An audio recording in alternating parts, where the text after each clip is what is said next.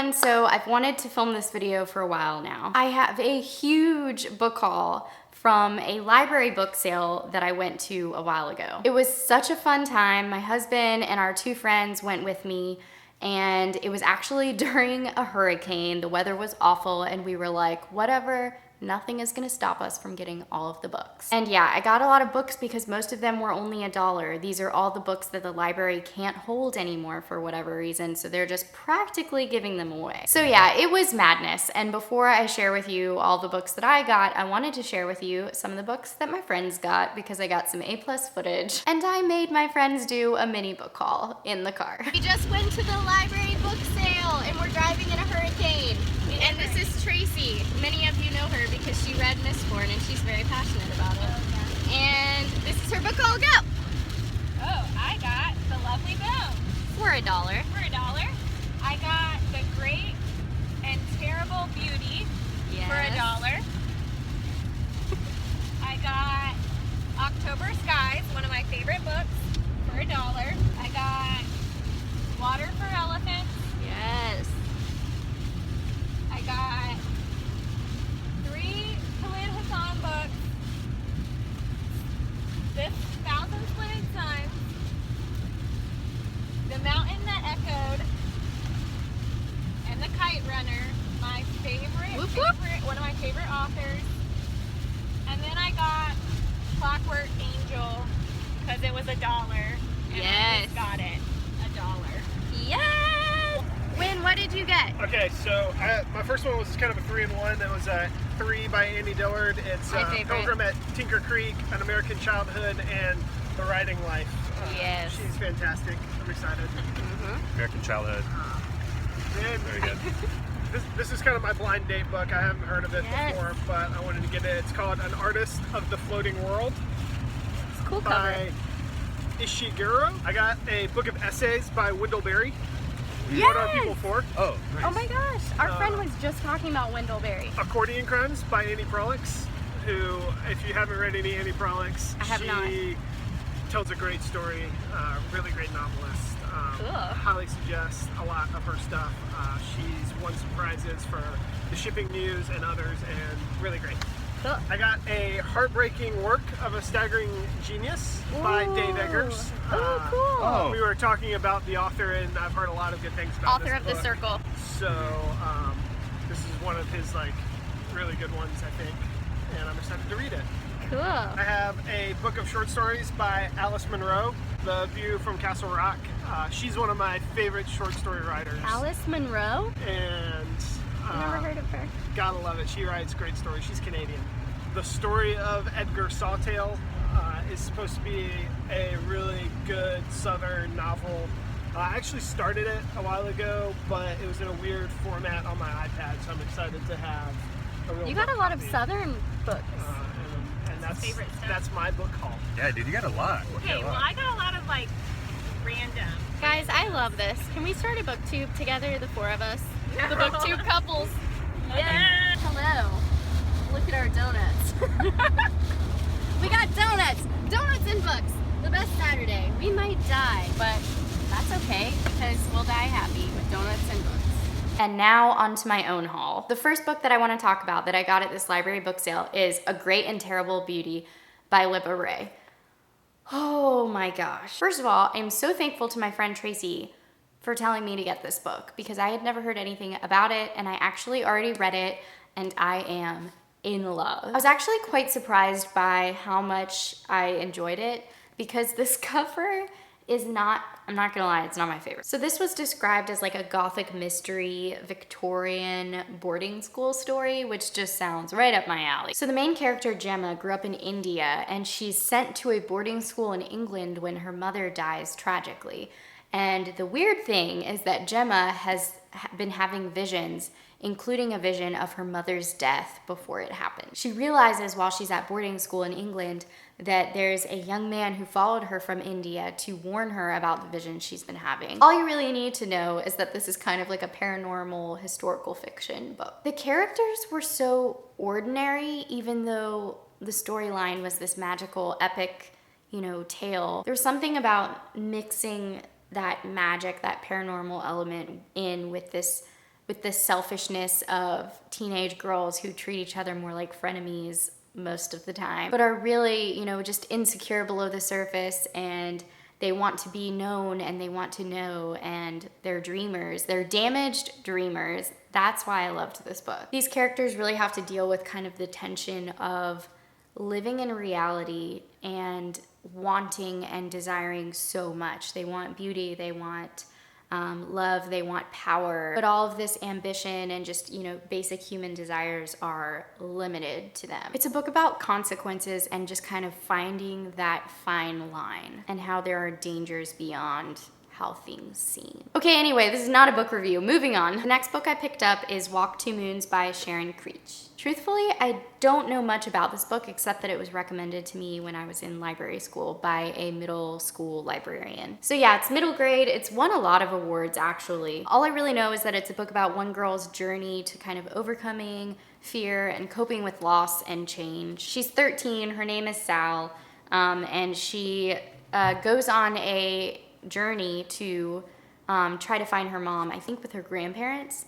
And so they go to Idaho, and her mom left her, I think, a year earlier. So I've heard it's a profoundly sad but beautiful story. I've also heard that it beautifully celebrates kind of the natural world and how we're all connected to it. So I was worried that everything in here would be full of stereotypes, but everything I've heard is just that her Indian heritage is just a part of her self-discovery, just kind of finding herself in America, and that it's really, really well done. If you've read this book, I'd love to know your thoughts. The next book that I found at this library sale, I was so excited, Brain on Fire by Susanna Cahalan. I'm not sure how to say her last name, but I've been wanting to read this book for a long time. This is a memoir about one woman's journey to kind of rediscover her identity. It's about a medical mystery, it's about mental illness and how family kind of fits in. I was instantly hooked and totally on board to read this when I found out a little bit about this author's story. Basically, she wakes up in a hospital room when she's like 24, I think, and she is like strapped to a bed. She can't speak, she can't move, and she finds out, and she has no memory of how she got there, and basically finds out that she had a psychotic breakdown. All she really knows is that she was kind of turning this promising corner, and she was in a serious relationship, and she had a really amazing job at a New York newspaper, and all of a sudden she's here. And so this is a true life story about this author's descent into madness, is how I think that's how they put it on the cover, and the life-saving diagnosis that almost didn't happen, which is just so, I'm so intrigued already. I'm just so curious about this book. I also got Blood Work by Michael Connelly. I want to know if any of you have heard of this book. This was a blind date book for me. I grabbed it and later found out with great delight that this has been made into a movie with Clint Eastwood. I actually don't know if the movie is any good. I haven't looked into it at all, but I thought it was pretty cool. So anyway, Blood Work is about an FBI agent who is forced into early retirement, I think because he has some very serious heart issues. And so he's just kind of living a low-key life in like Los Angeles, I think. This woman contacts him about an ongoing investigation involving her sister Gloria's death. And he is instantly hooked because he finds out that Gloria, this woman who died, is the reason that he has this heart beating in his chest. It is her heart. Crazy. So obviously he can't let it go. And I've heard that this is just like a horrifying crime mystery that's really compelling. I'm pumped to get into it. I have a lot of crime thrillers though on my TBR, so I don't want to get burned out with the genre, but yeah, I'm interested in this. Next we have Everything I Never Told You by Celeste Ng. I have seen this all over BookTube. So yeah, this book is about a Chinese American family living in Ohio in the 70s, I think. It seems to be another creepy book about a girl named Lydia who her body is found in a lake. And apparently there are a lot of like family secrets. I don't know, I've been hearing that the family dynamic is really interesting. The idea of parents putting everything on their children to pursue the dreams that they never had. And how that affects relationship, kind of that gap of understanding when it comes to ambition. Kind of sounds like it fits into a lot of categories like mystery, thriller, contemporary. I also have Friday Never Leaving by Vicky Wakefield.